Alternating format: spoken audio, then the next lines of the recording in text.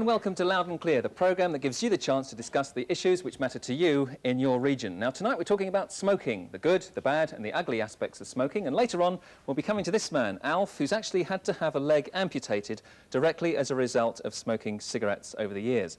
We'll also be talking to these gentlemen here who are behind this ad advertising a brand of cigarettes simply entitled Death. Now then, on January the 1st of this year, British Rail started to introduce a ban on cigarettes on trains in this region. And we'll be talking to some of the dedicated smokers in our audience who believe that this is an infringement of their civil liberties and that their rights and their freedoms are being stubbed out. I have the right to smoke. I have the right to smoke because I want to smoke.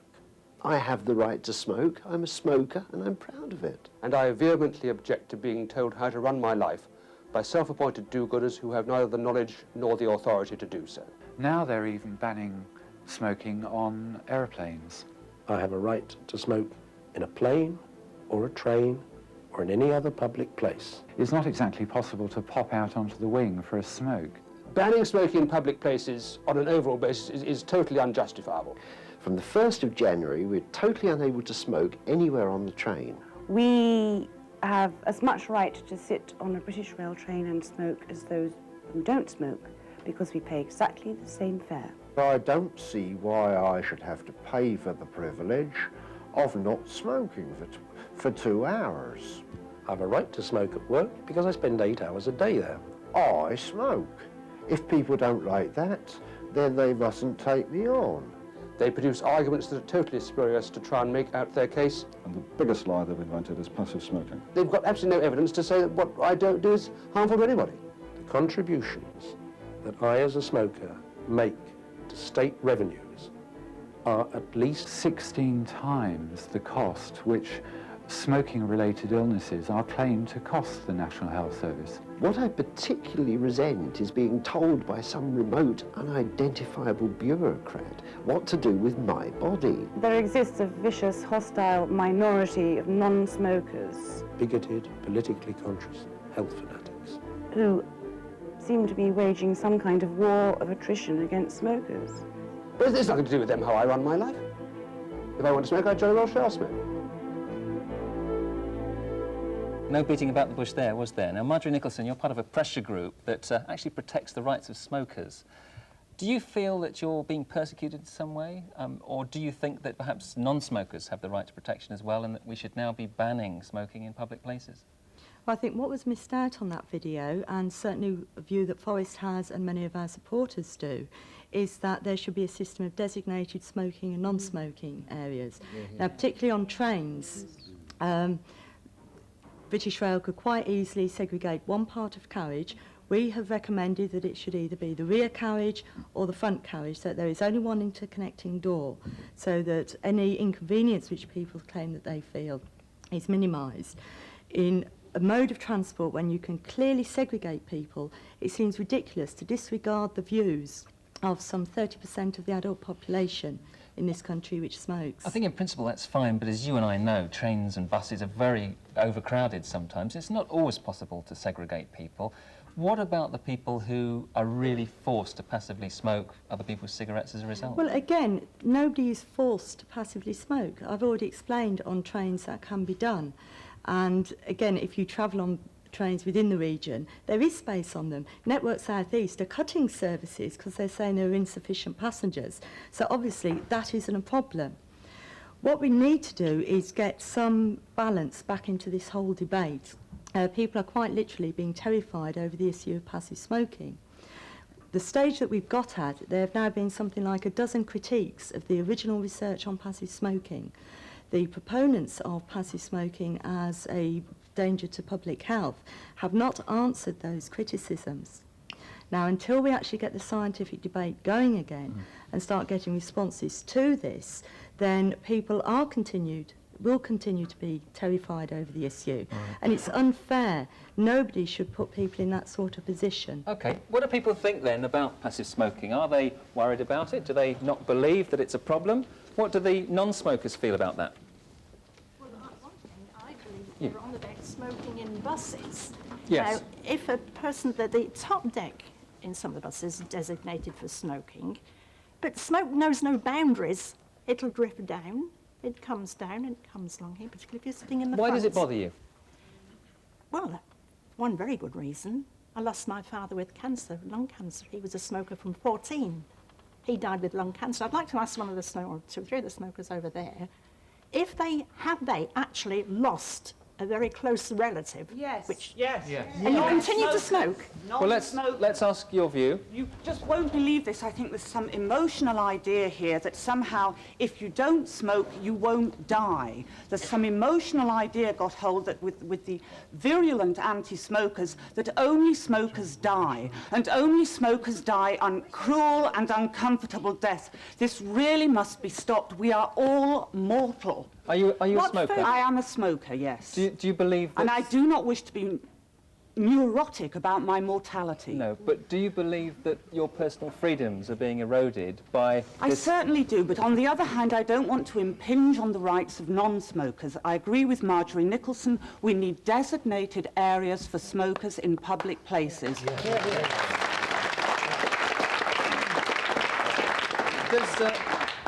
Are other people worried about the health effects of other people's cigarette smoke? This lady was worried. She had a relative who died of cancer. What do you think? Me? Yes. The lady over there, she said about people don't die of cigarettes, they die of other things as well.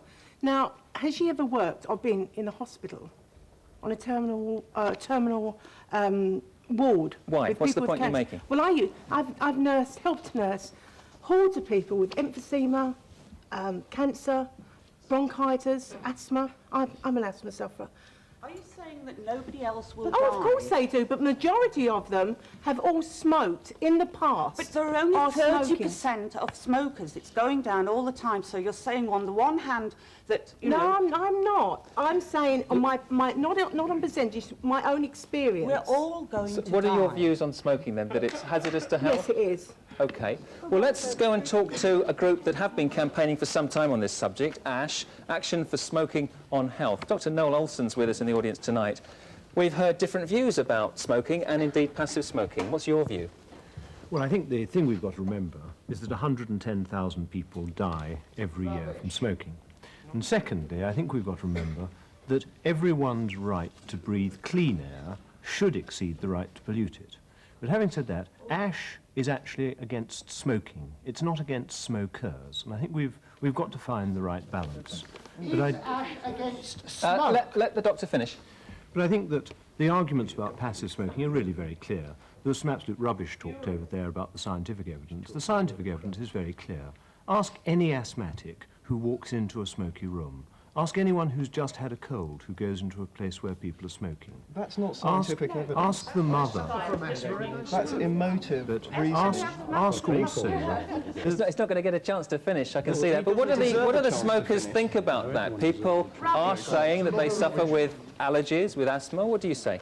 I say that ASH are ridiculous myself, because there's people running round in cars polluting the atmosphere. There's pollutants in the exhaust of a car is far more lethal. You shut yourself in a garage for a few minutes with a running exhaust and you can die. I've never heard of anybody sitting in a garage for a few minutes or a closed room with smoke and dying. Who here in the audience... This is lethal, this stuff. OK, who here in the audience thinks that they do suffer from passive smoking? I know I suffer. You do. Tell me why. I definitely do. I actually suffer from hay fever, and I have for several years. But up until recently, I was being ill the next day, having a sore throat, headaches, muzzy feeling, and I couldn't put it down to anything. I went to my doctor, and he asked me what I did, and I said, well, I go out for a drink with my friends. Do you smoke? I said, definitely not. You know, I've always been against it. I've known people who had, and, you know, I don't mind them smoking, but when they're smoking near me, it gets in my eyes and makes them stream. But he said, have you thought if that's anything to do with it? Are you in the proximity where there's a lot of people smoking? I said, well, yes, I do amateur dramatics, and they're always smoking in the dressing room. And between me and him working it out, we came to the conclusion that that's what's making me ill. Every day I go out, and if I go to a pub or somewhere, it makes me feel terrible the next day. Have I got to live with that? What do you say to the people then who want to continue to smoke in public? I don't mind. Well, public, I mean, public's in open air, fine. But I mean, on trains, I came all the way from Folkestone today, and it was lovely. Not a drop of smoke on this train at all. It was absolutely perfect, you know, lovely all the way. And it was the first time that I've been on a train where there's been no smoking. I'm not against them smoking in their own home. I mean, I wouldn't go into a person and say, put that cigarette out. I mean, you know, but it affects me. Your car only Okay, But you're what about not smoking addressing the in the real workplace? issue, are you? You are not addressing the real issue. I've got to live with What's the The real issue in your that opinion? we are pressing for is specifically designated areas for smokers to smoke in. He wouldn't have to be a passive smoker on a train Okay, if well, we had our own of course, accommodation. it's not just public transport, buses and trains, but the workplace as well. Is anybody here involved in trying to protect non-smokers' rights in the workplace? You are. Yes. I work for the Highways Department of East Sussex County Council, and since 1986 they've had a no smoking policy at work. That's not actually which entirely true, works very well, and it started with being raised at the Staff Consultative Group, and as promoted as a health issue rather than an anti-smoking campaign, they've actually now proceeded to a complete ban in all smoking at the Highways Department. What do the smokers think about that? Well, perhaps I can fit in. I'll come to you next. Well, what do the smokers think? This was actually done in consultation with the smokers, and they did, you know, through discussions, we originally had designated smoking areas, and now smokers can actually go outside the building and have a cigarette if they now, wish. I'd like to come in on there because I was in fact a member of the Smokers Working Party at the Highways, which in fact, the fact that it's a smoke-free environment actually is exceedingly pleasant. Now, I am actually a smoker, but what I would like to point out was, although it sounds like an incredibly rosy picture at the time, what actually happened was a non-smoking policy was actually proposed, a working party was set up, whereby the working party were effectively consulted by being told that there was going to be no smoking within the building. So did you still felt persecuted? Well, there was to some extent? actually a survey done, and the survey said that 84% of the group, of the workforce at head office were non-smokers. Yes, but this had been done some time before the present plan. The main problem was, I think, that one likes to have consultation for a very good reason, in other words, consult. I think it was mainly that nobody wanted to continue working in a smoky atmosphere. I like working in a smoke-free atmosphere, but I feel it's absolutely vital that it isn't good enough to tell smokers that they simply won't and will stand out the back door like fourth formers. So they need consultation as well. A gentleman over here I promised to come back to. Well, firstly, I find it utterly hypocritical that someone who's working a department whose intention is to promote and encourage air pollution, presumably by cars, then wants to adopt a very holier-than-thou attitude towards smoking in the office. The second point is that we judge a democracy and we judge freedom not how it treats its majorities, but how it treats its minorities. And if 80% of the people don't want to smoke, that is quite right and quite proper that their needs should be met, but what about minorities? Throw away minorities, you throw away all freedom and democracy in this country, and I think the rabid anti-smokers should remember that. Is anybody else here involved in banning smoking from the workplace or leisure place or whatever? Pubs, restaurants, anything like that? Yes. This lady here. Can I come to this gentleman here? Yes, indeed, yes. Just for the record, 14 years ago, we introduced a no-smoking policy into our inn in Salisbury. It has worked...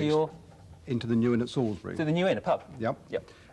This has been extremely successful, so much so that, that 4 years ago we were able to adopt a complete policy throughout, which means that we can offer accommodation in the restaurant, we have got letting bedrooms, coffee shop, tea rooms, with a capacity to take 180 people.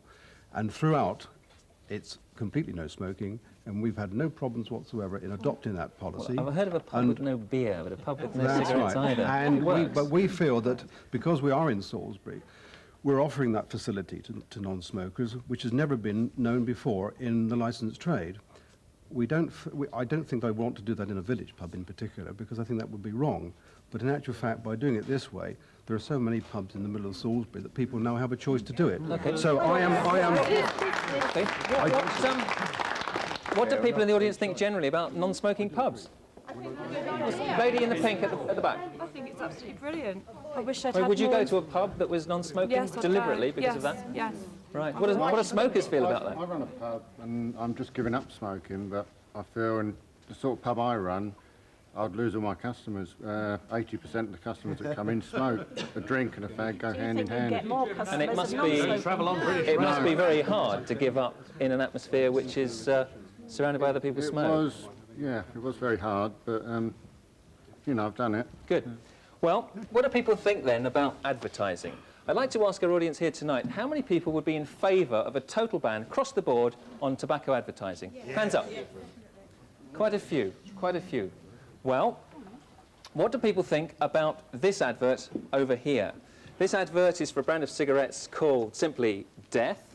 There's a packet here, black packet with a white skull and crossbones in the corner. And here's a simple chest x-ray, except that it's not quite so simple because there's a large cancer eating away at the left lung. This is a very unusual ad for cigarettes, I think everybody will agree. Many people would call it shocking. Now, Bos Temple Morris, you're the marketing manager of Death Cigarettes. How can you possibly justify an ad like this? Because it's true. Cigarette smoking kills. We're called Death Cigarettes. As a tobacco company, we simply acknowledge the link between cigarette smoking and cancer and package and name the product accordingly. Now, that is what I would call pro-choice. In other words, what we're saying, if anything, is don't smoke. But if you do, then be honest about it. But by making a kind of joke of it, aren't we really diluting the health message? This isn't a joke in the slightest. Are you not appealing to perhaps younger people who would think, hey, yeah, Death Cigarettes, I'm macho, I'm tough, I don't care? Well, if this, the appeal of this is based on the truth, on the fact that no other tobacco company is being honest or upfront at all about their product. If you have a product that kills, the only responsible way to promote it is to make that clear. Now, that is a progressive approach from a tobacco company. I'd like to see as progressive an approach from the anti-smoking lobby towards smokers. You know, that we've seen here tonight. In other words, to allow that choice to take place, based on education. What do people think about that? It makes this gentleman feel better about manufacturing cigarettes. And the point is, why does he manufacture cigarettes? You think it's a cynical trick? Yes, I do. I have 3 boys, and when they were younger, they would have thought that was absolutely marvellous to get out that packet of cigarettes and show it to their girls and get out the cigarette and smoke it, because it's sort of saying, look at me, I don't care about dying. Okay. I mean, there is no other product that is legally sold or particularly legally advertised that kills 1 in 4 of its regular users. We're not against the sale of cigarettes. We're against the advertising of cigarettes. Okay, thank you for that. Can I just ask, amongst our audience of smokers, tonight, can I ask you to put your hands up if you started smoking under the age of 16? That's really, I think, very significant. And of course, there have been new laws just designed last month and brought in a bid to discourage young people from starting smoking in the first place. And with that in mind, we sent out our young investigators over here into shops in the southern region to find out just how easy it was to buy cigarettes. How did you get on? 5. 5 packets in how many shops? 6 shops. 6 shops. Was it easy? Yep. Did they ask your age?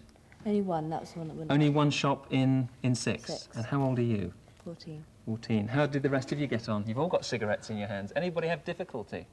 Yeah. No, you did? I had quite difficulty. How old are you? 14. 14. But I don't really look, I don't look that old. Okay, so were you horrified by that? Were you surprised that it was as easy as that? Wow, I just went into them and asked for them and they just gave it to you. Okay. All right. Well, of course, one man who started very early in life and who now bitterly regrets it is Alf over here. Alf, you've been smoking all your life, and this is Alf's story. I like smoking. I wish I didn't, but I do. I started during the last war when I was 14. It made me feel grown up. You used to get 5 at a time for tuppence halfpenny.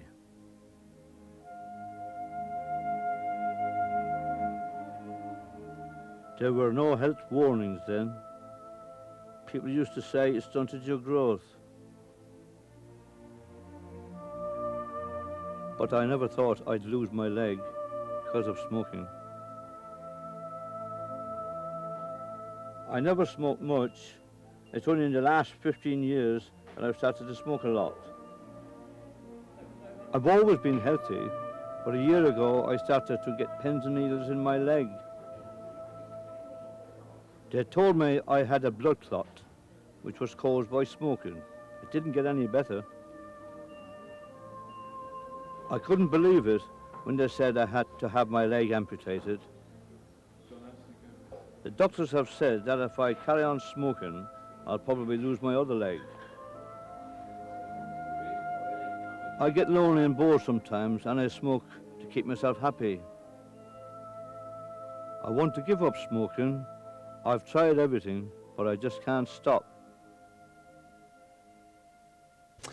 Well, Alf, I know that you're very determined to give up smoking now. You're sitting next to your surgeon, the man who cut off your left leg, Mr. Tony Chant. How common, Mr. Chant, is an operation like this in smokers? Very, very common indeed. At the Royal South Hants, we probably do 2 or 3 a week.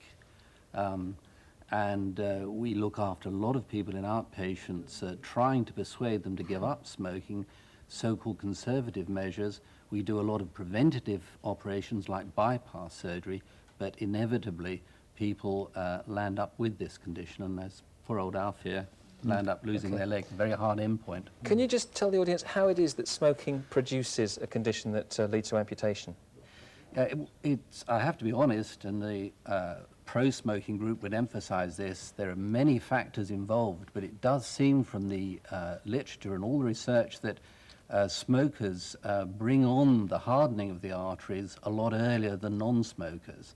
The carbon monoxide in the cigarettes tends to make the blood vessels very leaky, and the cholesterol, all the nasties in the blood leak out and fur up the arteries that way around. So in your mind, there's no doubt that smoking is a major cause of a problem like this? Oh, and certainly from the point of view of failure of the grafts, we know more conclusively from grafts which have failed because they're a defined population, and you can actually see the smokers clotting off their grafts once more. Okay. Well, Alf, I know what you've gone through because I've had lots of patients like you, and I'm sure everybody is sympathetic to Alf's problem and the major surgery that he's had. But there are people who believe, and some of them are surgeons, that people who smoke are basically partly responsible for their own injury, that it's partly self-inflicted. Does anybody share that view? You do? I do. I've done the same thing. Yes. I've had my leg off as well, through smoking. And what would you say, because of that, what would you say to the young people now who are taking up smoking at 14, 15, 16? Don't smoke at all. But at my age now, I can't check it up. Because I'm nearly 70 now, 70 of November. So I can't check it in now. But if it's young kids, I tell them to wrap it. Okay, well that's an interesting view, and thank you for that. Now, because of that, and because we know that people do want to quit, we asked 25 people of our viewers in our region to try and give up. Now, can I ask you for a show of hands, how many of you actually managed to cut down, at any rate? So most of you cut down. How many of you actually gave up? Good, good, well done. How did you do it? Willpower? No aids? Nope. Nothing else? How about, who else had their hand up? You did? How did you give up? Well, I wore a patch for one day and then willpower after that. Very good. How about you? I just gave up, decided one day last year I was going to give up, and I did. But my granddad died of lung cancer because of smoking. So that was a good incentive. So I knew what it could do. Generally, hands up everybody who'd like to give up today if they could. Who would like to give up if they could? Quite a few? Good. Well, I'm afraid that's all we've got time for tonight. But if you've been encouraged to give up by what you've heard tonight on Loud and Clear, why not write in for our free fact sheet right to the address coming up at the end of the programme in just a moment. Until then, it's time to say cheerio. Next week, we'll be talking about the victims of teenage crime. Bye-bye.